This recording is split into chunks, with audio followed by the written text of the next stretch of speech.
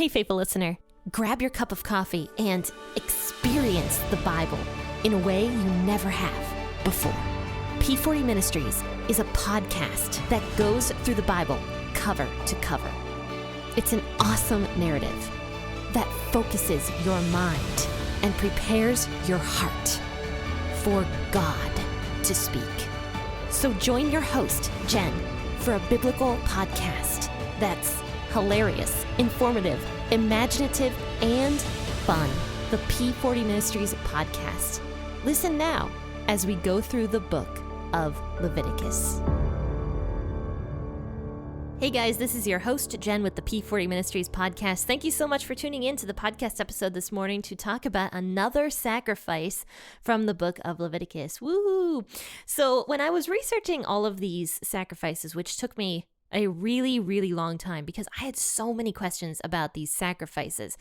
Because one of the things I was having trouble with was, what's the difference between all these different sacrifices that God mentioned? In all honesty, I kind of only thought there was one. I kind of believed that the only time people had to bring sacrifices was through like their sin. In other words, when they sinned, in order to be forgiven from that sin, they'd have to bring a sacrifice. But that's not actually the case. I'm finding out in Leviticus, there were sacrifices for different things. There was a sacrifice of a peace offering, which is what we're going to talk about today. There was a sacrifice of thanksgiving, and then there was the sacrificial offering, the burnt offering that we talked about a few days back. So today I'm going to discuss Leviticus chapter 3, the entire thing, and I'm also going to talk about the difference between these first three sacrifices, because these first three sacrifices from Leviticus 1 to 3 are all sacrifices that were voluntary, I should say. They were not mandatory sacrifices, but the next two we're going to talk about, which is the sin offering and then the guilt offering, I think, those two were mandatory sacrifices. Those are kind of the ones we picture as being, sacrifices for the sin and the guilt and the consequences and whatever else. But I'd like to talk about these first three sacrifices today. But for now, I'm going to read Leviticus chapter 3, verses 1 through 17, which is the entire chapter, and I'm going to read this out of the WEB version today. If his offering is a sacrifice of peace offerings, he shall offer it from the herd. Whether male or female, he shall offer it without defect before Yahweh. He shall lay his hand on the head of the offering and kill it at the door of the tent of meeting. Aaron's sons, the priests, shall sprinkle the blood around on the altar, and he shall offer of the sacrifice of peace offerings an offering made by fire to Yahweh, the fat that covers the innards, and all the fat that is on the innards, and the two kidneys, and the fat that is on them, which is by the loins, and the cover on the liver. With the kidneys he shall take away. Aaron's sons shall burn it on the altar on the burnt offering, which is on the wood that is on the fire. It is an offering made by fire, of a pleasant aroma to Yahweh. If his offering for sacrifice of peace offerings to Yahweh is from the flock, either male or female, he shall offer it without defect. If he offers a lamb for his offering, then he shall offer it before Yahweh, and he shall lay his hand on the head of the offering and kill it before the tent of meeting. Aaron's sons shall sprinkle its blood around on the altar, and he shall offer from the sacrifice of peace offerings an offering made by fire to Yahweh. Its fat, the entire tail fat, he shall take away close to the backbone, and the fat that covers the entrails, and the fat that is on the entrails, and the two kidneys, and the fat that is on them, which is by the loins, and the cover on the liver. With the kidneys he shall take away. The priest shall burn it on the altar. It is the food of the offering made by fire to Yahweh. If his offering is a goat, then he shall offer it before Yahweh. He shall lay his hand on its head and kill it before the tent of meeting, and the sons of Aaron shall sprinkle its blood around on the altar. He shall offer from it as his offering, an offering made by fire to Yahweh, the fat that covers the innards, and the fat that is on the innards, and the two kidneys and the fat that is on them, which is by the loins, and the cover on the liver. With the kidneys he shall take away. The priest shall burn them on the altar. It is the food of the offering made by fire, for a pleasant aroma. All the fat is Yahweh's. It shall be a perpetual statute throughout your generations in all your dwellings, that you shall neither eat fat nor blood. My biggest question I had today was, what the heck is the difference between the peace offering and the sacrificial burnt offering we talked about in Leviticus chapter 1? And I was just like, well, what's the difference? Why would somebody bring a peace offering and not a burnt offering? And I just don't understand.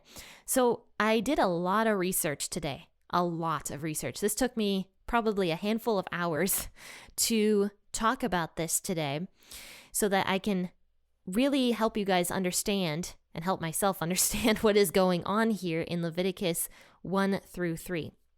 So the first chapter of Leviticus talks about the voluntary burnt offering. And when I researched this a little bit deeper today, there were some people that were like, no, this was a mandatory offering, and other people were like, no, this was a voluntary offering, the burnt offering. But I have come to the conclusion that this is a voluntary offering based on what the Bible has to say about the person having the willingness to bring it. So in my opinion, that sounds to me like the first offering, which is the complete burnt offering, was a voluntary sacrifice that a person could bring. This was a sacrifice that was completely burned. The entire animal would not be eaten. The entire animal would be literally an offering made to God. And one other thing I found out was the difference between offering and sacrifice. An offering was a free will thing that we did to please God. That's why the churches to this day still call it taking an offering, because we don't have to put money in the offering plate, but it's an offering. It's something that we are offering to God out of our own free will because we love God or because we're thankful or for whatever reason. It's an offering. And that's what the first sacrificial burnt offering was, a complete offering. This was when you had plenty. And God even talks about 3 different kinds of animals you could bring for that. It would either be the best of the oxen that you had, and it had to be a male as well, or it could be the best of the sheep or goats that you had, also once again a male, and then the best of pigeons that you had, and this would be more for like the poor people that didn't have oxen or sheep or goats or whatever else.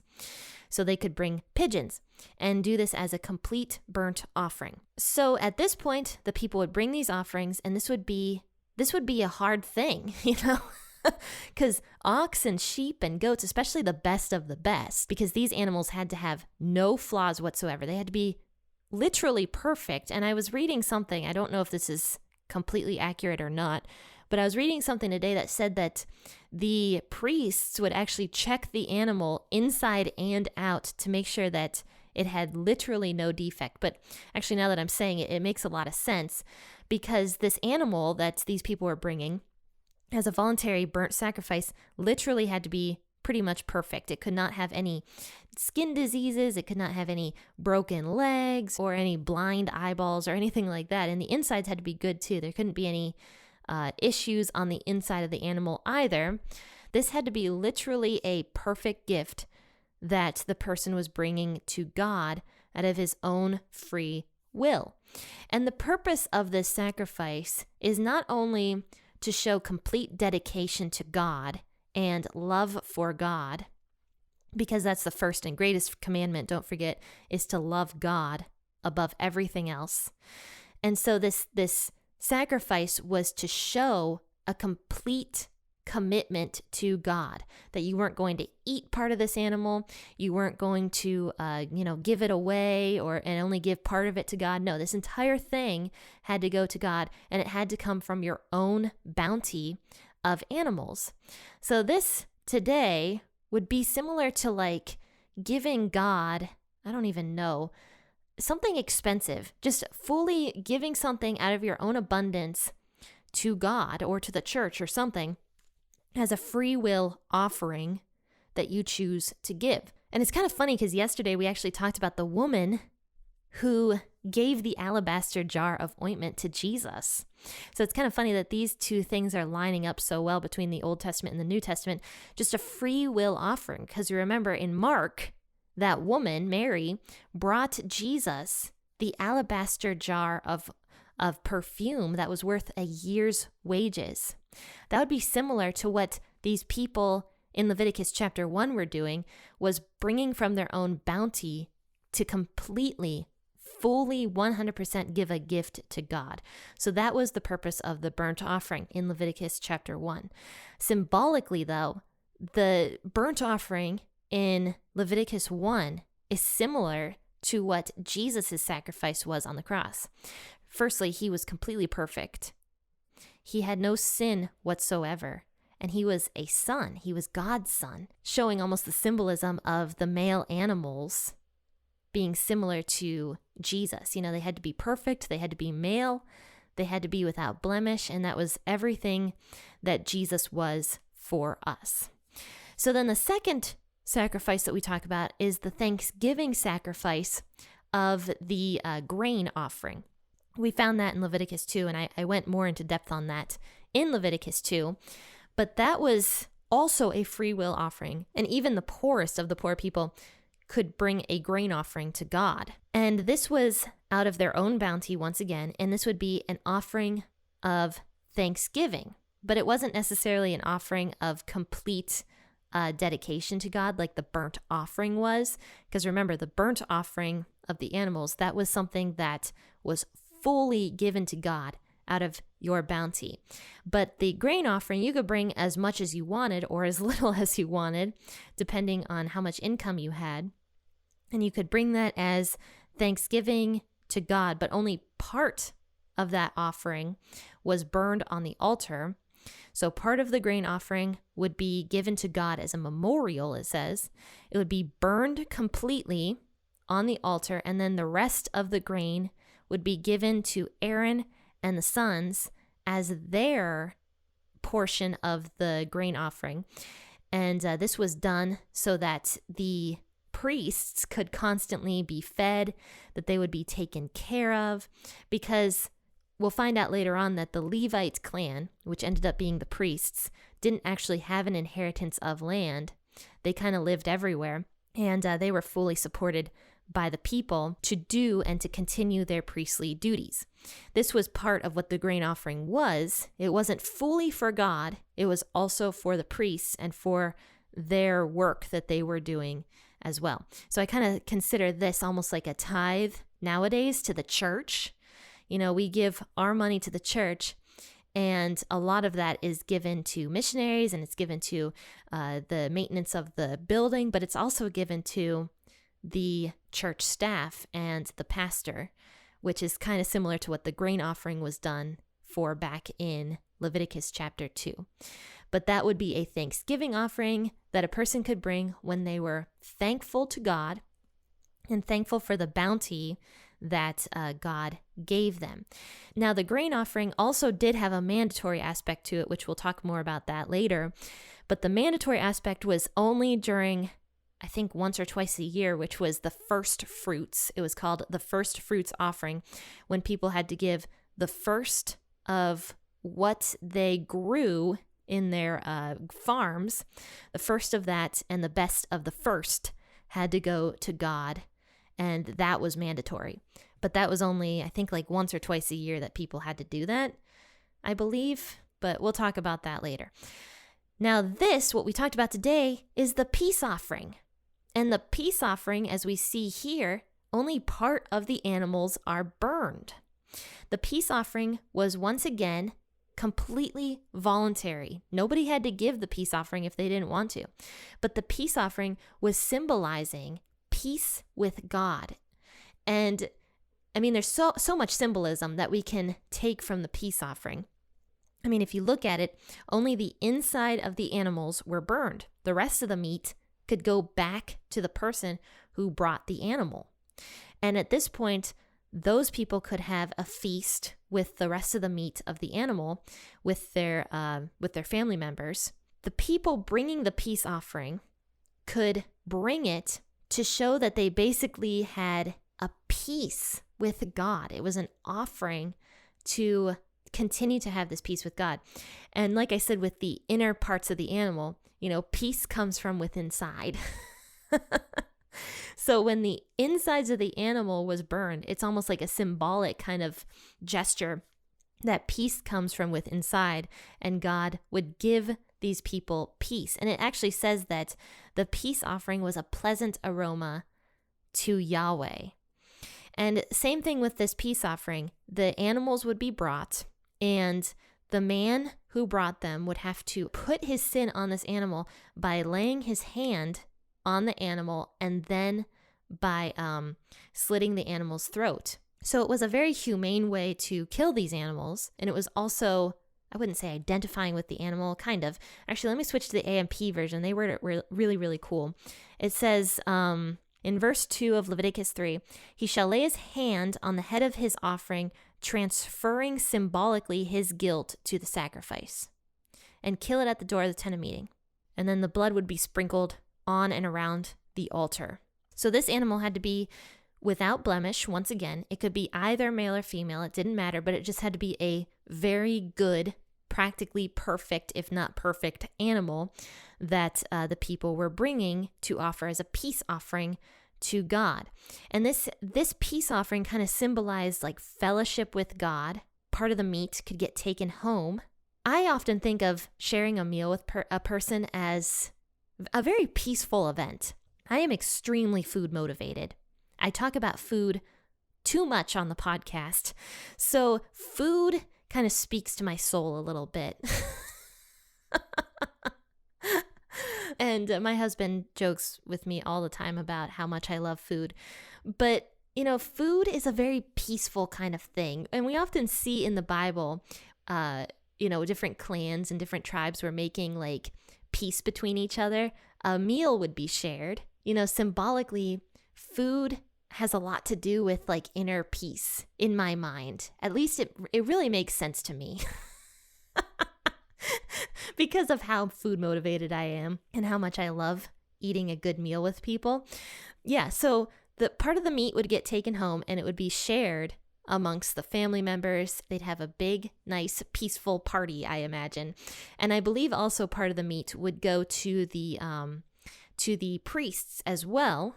I believe historically the priest would get the breast of the animal, and then the family could take the rest of the animal home and cook it up and eat it. So that was the point of the peace offering, was to literally just show that these people had peace with God, and this would be a sacrifice that God appreciated, and his peace would come down on this person when this offering was made. So this was not a fully sacrificial offering like the burnt offering was, you know, because part of this animal was getting taken home, but this was an offering to make peace with God and enjoy peace with God. So that is kind of the difference between the different offerings, the different non-mandatory offerings that we see in the first few chapters of Leviticus. But I'd like to go a little bit more into Leviticus chapter 3, which is what we discussed today about the peace offerings, and discuss the fat. We hear the word fat a lot in this chapter.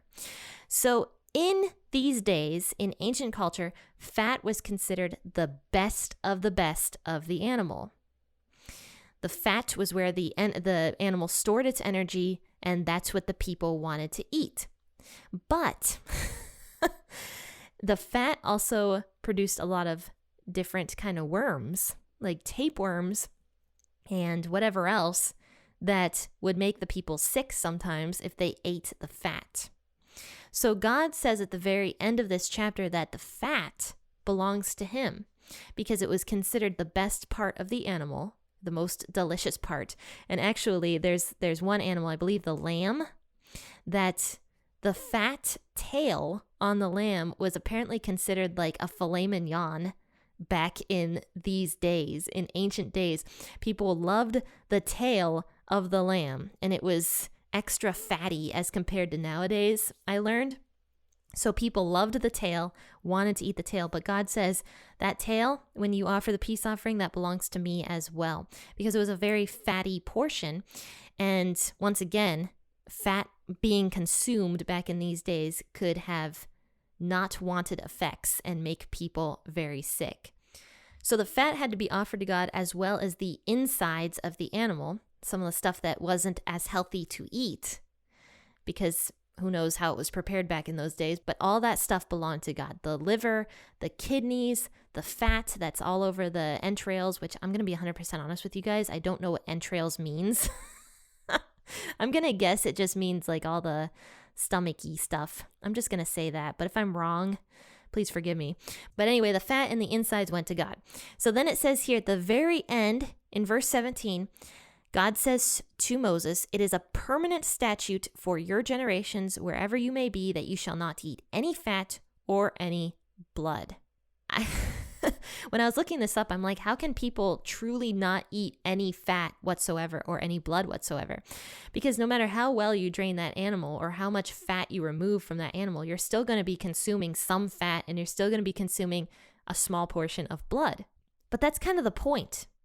You know, those two things can never fully be removed from the animal. And the point is to remove as much of it as you can, but yet some of it will still be within the animal. And I feel like that kind of symbolizes humanity and the sin that is within humanity. You know, if the fat represents sin and the blood represents sin as well, symbolically, then those two things can never truly be fully removed because we still live in the sin nature. We might be able to remove it as best as we possibly can, but we still have to remember that we live within that sin nature. And we always need forgiveness because it's never quite going to be removed. We might sin all over again. We might fall back to our own patterns and our own bad habits. And at that point, we once again have to try to remove as much of that as we can and ask for forgiveness from that. But I believe what God is saying here is that do your best to remove the fat and the blood so that you do not consume large quantities of it. Drain the animal and get rid of the fat. The fat belongs to God. And I believe that's actually what it says here. Where does it say that? It says, yep, all the fat is the Lord's in verse 16. So the fat belongs to God. So that's kind of the premise of Leviticus chapter 3 and what the burnt offerings all meant, the different burnt offerings that we talked about. Now, moving into Leviticus 4 and 5, we're going to talk about the next two burnt offerings, but these ones were more mandatory. So join me on Friday to talk about Leviticus chapter 4, which is the beginning of the sin offering. And we'll discuss that in more detail then. But friends and faithful listeners, subscribe to the P40 Ministries YouTube channel. I'm going to be trying to build that up in the next couple weeks or so. I want to do a giveaway very soon here. I've been promising you guys that for a few weeks now, so I'm actually going to start thinking about what to do for that. And I want it to include the YouTube channel, so definitely go to the link I provide in the show notes of this podcast episode and subscribe to the YouTube channel. Friends and faithful listeners, thanks for tuning in. Happy listening. And God bless.